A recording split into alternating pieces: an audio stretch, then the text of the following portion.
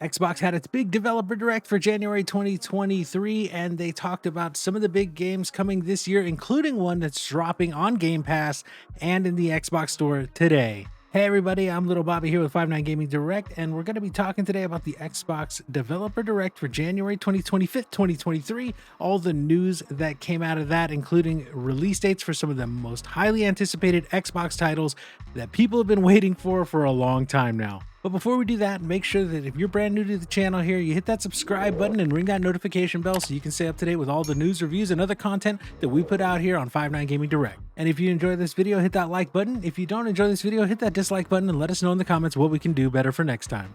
So getting right into this today, it looks like Xbox is coming out swinging with Minecraft Legends, and they talked a lot about the PvP systems that are coming to the latest addition to the Minecraft universe by Mojang. And they talked about how Minecraft Legends is going to be something of an action strategy game that you'll kind of have to do a little bit of like RTS kind of things going on to manage your camps and things like that. The multiplayer systems look like they're going to be pretty robust. One of the most interesting things that they noted is that there will be procedurally generated maps every single time that you enter a PvP match, which I think is absolutely fantastic. One of the things about PvP games that really gives a lot of people an advantage over a long period of time, especially if you play it over a long period of time, is that you learn every little trick spot in a map, and you learn where you can get like the cheeky kills from, you know, what spots you can hide in to take people by surprise. But if you're in a game where the maps are always changing, that means that newcomers are going to have at least that one thing that they will always have on people who've played the game for a long time, and that those people who played the game for a long time, while they may know the systems better,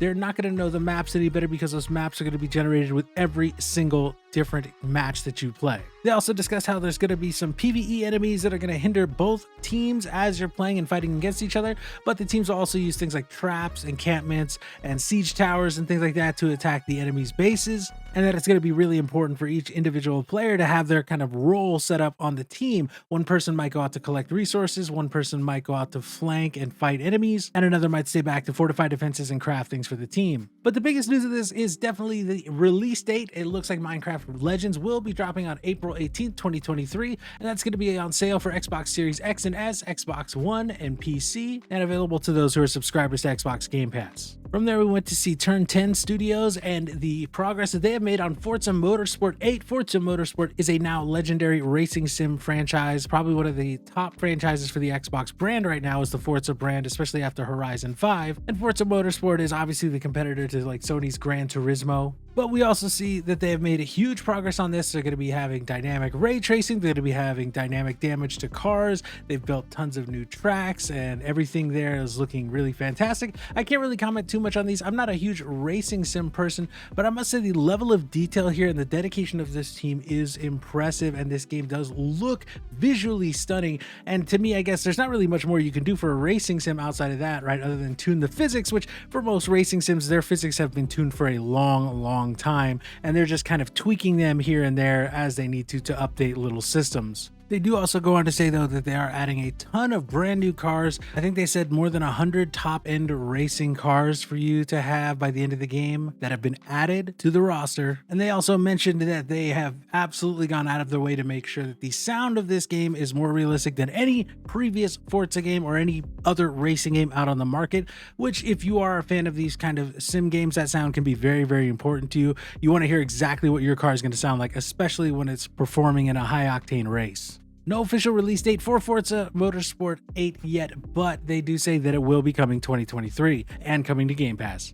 Next up was a surprise announcement by Xbox. This is really surprising considering we get so many leaks in gaming nowadays that no information about this game was leaked. And this is the brand new game that is out today on Game Pass. If you are a Game Pass subscriber, you can actually play this right now by the time this video has dropped. So Tango Gameworks, the creators of The Evil Within and The Evil Within 2, have created Hi-Fi Rush. And this is going to be a big one for you music fans or you musicians, because this is one that is set to a beat. This entire game, the combat system and everything you do, looks like it's going to be set around the pulse of whatever music is playing in the background at the time. They show off a little bit of the combat and how it works, that your combos get stronger and you get more power by matching up to the beats. I assume that's going to take place through every single combat encounter in the game, which I think is going to be fun for those people who absolutely love music. This is very similar to the game Metal Hellsinger, if you saw that came out, I think, not too long ago, maybe last year, somewhere in the middle of the year. That was a first-person shooter where you did the same thing. You had to shoot and reload and do all that stuff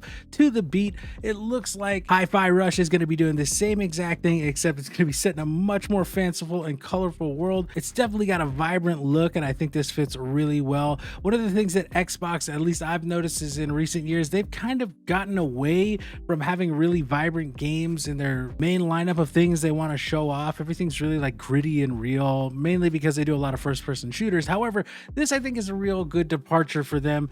And if you are interested in this game, it will again be dropping on Game Pass today, and then it's going to be obviously on sale for PC, Xbox Series X and S, and Xbox One, I believe. So make sure if you're a fan of music and you've got Game Pass, or you check out Hi-Fi Rush, see if you can have yourself a good time with this one. I know myself and Lethal One Up have already talked about it. We're going to be checking this one out for sure.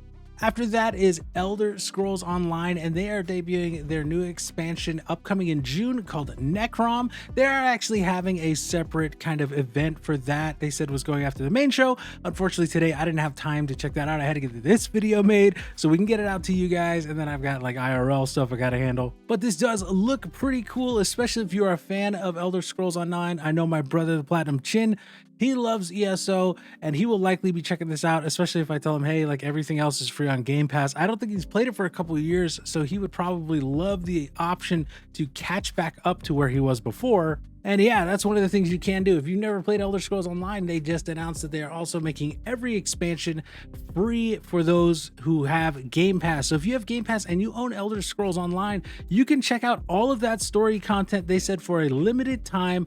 I assume that's going to be going up until Necrom, so probably the next few months. Aside from the story content coming in Necrom, there is going to be the addition of a brand new playable class, the Arcanist. They say it is the third playable class since launch for Elder Scrolls Online, so that in itself is definitely a big deal. It adds an entirely new type of gameplay when you get a new class at a game like this, especially with something like Elder Scrolls where the classes can be real different depending on what you pick. They also say that there's going to be a brand new area set in Eastern Morrowind, which has not been featured in an Elder Scrolls game in about 30 years. They said since 1994, so that is a long time ago. So it's very likely that most of you playing this were not even born the last time this region was in an Elder Scrolls game. But there's definitely going to be a lot for you to play through in this brand new expansion. And if you are an Elder Scrolls Online player, you will be able to jump right into this on June 5th, 2023 on PC, and June 20th, 2023 on Xbox Series X, S, and Xbox One. And finally, the big business of the show, one of the ones that people had been waiting so long to get more information on, is Arkane Austin's Redfall. Me personally, this is what I've been waiting for. I've been a big fan of Arkane games for a long time, and I love the studio. I was hoping that when they got bought by Xbox that Microsoft would give them the time that they needed to make something worthwhile, and I was really looking forward to the first thing that they fully made after this acquisition to see if it could really bolster the Xbox brand. And I would say there's definitely some good and some kind of not so good things about this presentation that we're going to talk about here, but we do get a release date, so we'll talk about that too, because that's one of the things that's the most concerning about this whole presentation on Redfall. As they go through this trailer, they kind of show us some of the neighborhoods that we're going to be trying to save. Apparently Redfall is like a city that's fallen under vampire control, and we need to patrol this kind of semi-open world to get through and follow a main story campaign, but we'll have the option to branch off and go do neighborhood activities as well that pop up. They've said that they kind of start up dynamically, which I think is great, and so far it really looks like Arkane is living up to that promise that they made about a month ago, where they said, hey, this is not really like a Left 4 Dead, it's like a Far Cry with vampires. And it does kind of look like that. We also see that it includes loot like a Borderlands game, which I think is great, and each character has their own individual powers, which likely means that the loot is going to play into the builds with those powers, right? We see one character who can turn invisible and send out a raven to kind of scout and mark enemies. I wouldn't be surprised if there was loot that added, you know, additional scouting distance or number of enemies marked or loot that made that character invisible longer. They do also show us that each character is going to have their own individual skill trees, which is definitely making this seem a lot like Borderlands in terms of, right, the Vault Hunters having their own individual skills and builds that they make, which I think is great. This game so far, I was a little worried before, but this is looking better and better every time I see it. But for me, there are a couple things that raise a little bit of concern, and I'm going to talk about those right now. The main thing is that the AI looks really, really bad. And maybe this has to do with like difficulty level. Like if you set it up to a higher difficulty level, the AI is going to be better. But so far from what I'm seeing, the AI is very slow and it seems like it's pretty dumb.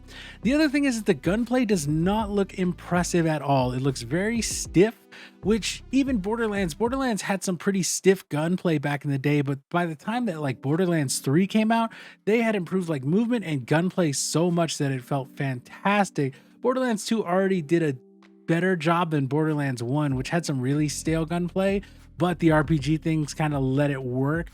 In terms of gunplay nowadays, people have really high expectations. Halo Infinite, for example, while that game has all sorts of problems, gunplay is not one of them, and that's why people still play that. If the gunplay of Halo Infinite looked the way this gunplay looks here, or played the way that this gunplay looks here, I'd say that that game would have even less players than it already does. Now, again, part of the thing that can save Redfall is that there are some really fantastic looking RPG elements, and there's going to be some cool character customization, hopefully in terms of builds and things that you'll be able to do. However, the biggest concerning thing for me is the release date. Now, there is a release date of May 2nd, 2023. And if you're a fan of Arkane and you're like, this is my game of the year, hands down, I already know it, then cool, that's not going to be a problem. For me, I am a huge Zelda fan, and when Tears of the Kingdom comes out, I'm not going to be playing anything else probably for at least 2 months. And while I love Arkane, and this has been one of my most anticipated games that I've been waiting for from them and the Xbox brand, I cannot see myself buying this game 10 days before Tears of the Kingdom comes out. As someone who plays games on every platform, at least I play on PC, PlayStation, and Switch, I will not pick this game up at a point when I know I'm not going to touch it. Now, again, it is coming out on Game Pass. It's always going to be free. But one of the things about this is that, is the game going to perform bad financially because of when it's coming out? That's what I worry about, because Arkane is a fantastic studio, and if the game doesn't perform financially because of the fact that it's on Game Pass, combined with the fact that it's got a really, really, really bad release date in terms of its proximity to Zelda, does that mean Microsoft is going to look at it as a failure and then cut funding on the next Arkane project? That's what I worry about, because Dishonored games and even Deathloop, I loved personally. I know some people didn't like Deathloop all that much, but I loved it, and Prey as well. So I'm really hoping people do like warm up to this one and actually pay for the game, because I would love to see Arkane have a win here and have Xbox have a real solid win. Fortunately, it is free for those who are wary to get it on Game Pass, but I recommend, if you are a person who does get it and really enjoy it on Game Pass, make sure you pay for the game. And I'm going to say this about everything when it comes to any subscription service. I've paid for PS Plus games that I really love because I go, you know what, this is a good game, and yeah, maybe I'm getting on a sale or whatever, but at least I can give a couple bucks to the actual developer to keep them making more games. That's the thing that Game Pass really puts a damper on, is those sales. So if you enjoy this and you're an Xbox fan, make sure you pay for Redfall and any game like Minecraft Legends, Forza, any of it. If you enjoy it and you really, really love it and you feel like it's been worth your time, pay them back by purchasing the game. But that's it for the Xbox Developer Direct for January 25th, 2023. What did you think about this Direct? I thought there was some great stuff, and it's so good to see Xbox actually have some concrete release dates for some big games, because they haven't really had one in, what, like 14 months. So now they're finally getting back on their feet, and hopefully we can see them actually start to build some momentum, have some of these games come out and get some really good reception, and get that word of mouth going around Xbox as a brand again, to hopefully keep them and have them go, hey, you know, maybe we should give time to our studios, and maybe we really should strive to just create the best possible games that we can create. But like I said, let us know down in the comments below what you thought about this Developer Direct from Microsoft. I thought it was pretty solid. I would say like maybe an 8 out of 10. Even though I'm not really a racing sim guy, especially I don't really like racing games that much, but definitely not racing sims.